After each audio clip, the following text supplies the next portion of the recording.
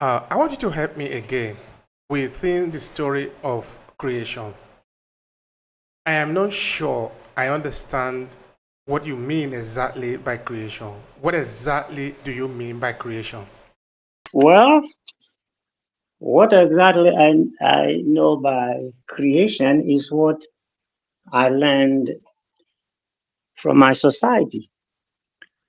You know, in my society, we have a sentence, and that sentence say nyamene. In other words, God bole de bibiala.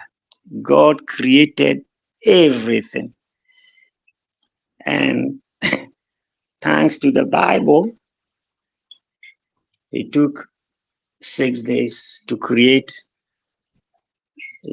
In my society,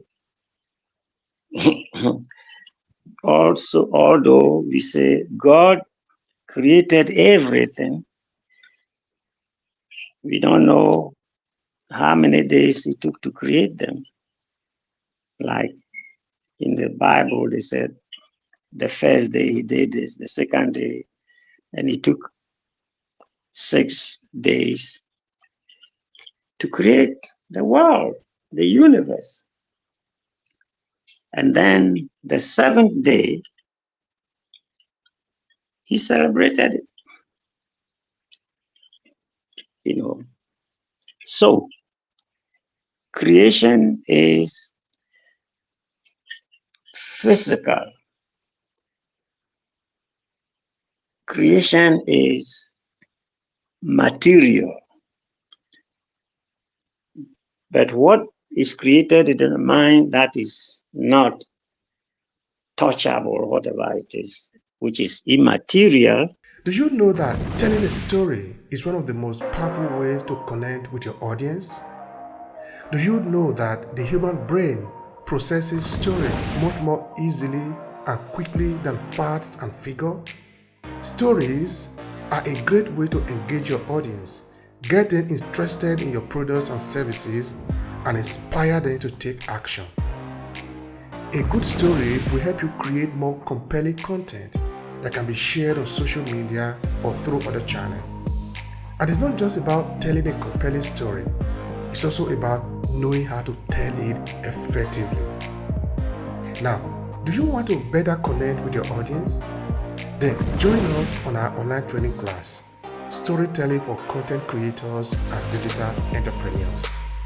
Come to obehiair14.com/storytelling and learn how to leverage your storytelling skill to earn more as a content creator and digital entrepreneur.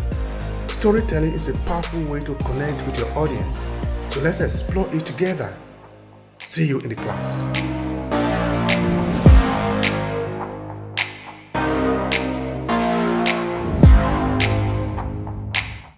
Is done through the power of God, what he or she gave us. He gave us mind, intuition for us to create certain abstract things, abstract situations. Otherwise, the meaning of creation will not be complete. But everything that we can see and everything that we have done, like we create very beautiful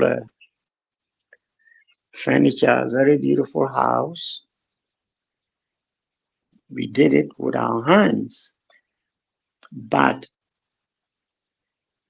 actually behind our hands is the abstract, you know, abstract figure of the house. But we use our hands to do it. So creation probably has two meanings. The abstract one, that we don't see it, and then the concrete one that we all see. Is your story of creation in alignment with the biblical explanation in the book of Genesis, or is it different from that? If it is different, in what way is it different? Of course, it's different from that. The Nzema created something, like I've said. It could be a house, it could be a farm, it could be with his hands or her hands. But behind the hands is knowledge, which is abstract. And so the biblical creation, the first day God did this, the second day this, we don't buy it, although now it could be part of the biblical knowledge or the religious knowledge that we have acquired from the West. I'm trying to figure out the whole concept of creation. That, of course, I'm a human being. I should think like a human being. I'm not other than the limited knowledge that I have. If I already know everything, I wouldn't ask you anything. I don't know. That is why I'm asking. That maybe creation is part of those things that we are thinking, imagining what God is and how God should be. And because we do create, of course, I'm not talking of building beautiful houses that we can do today, and even before this, we'll be building, creating.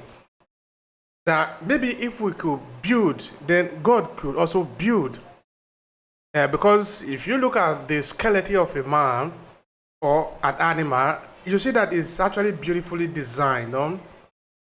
And maybe we look at it and say, but if we could create something, then God actually can also create something. So God created us. It's not really that we have a rational explanation to it, at least in my own limited knowledge. Because if we say God created, created a man, what kind of man did he actually create? He created a baby who grew to be a man, or he created a man who then reproduced with a woman, and then they produce a baby who then grow up to become the man that God has created. I'm not sure that is very clear for me. Okay, uh, I'm not clear either. But the thing is, from reasoning and the senses that God gave to us, we can think and come to certain conclusions, whether right or wrong. You know, sometimes we say that the animal can't think and it probably can't sense either. But look at the animal, look at, for instance, the cow or the domesticated animals, the lamb, the goat. We can see a whole lot of things that goes on with animals before even we dare think about the human being or the human being has created. Animals create certain things that we cooperate from, many, many things. But the thing is, what difference does it make? What the animal creates, is it different from what the human being has created? you look at certain birds and the way they weave their houses or their nests, we call it nest, but to them it's a house if they can talk with us and compare. Look how they weave different kinds of nets. Take, for instance, the eagle. Look at the common house that the eagle builds for itself. The weaver bird is far advanced when it comes to building a house or a nest. But we human beings think that the weaver bird is a low bird. The eagle is the king of the air or space or whatever it is. But watch what the eagle does. Can we compare the two houses and reach a conclusion that this is better, this is worse, or whatever it is? I think knowledge gives us the explanation that this bird is a lower species from low species. The eagle is a bird from a higher species.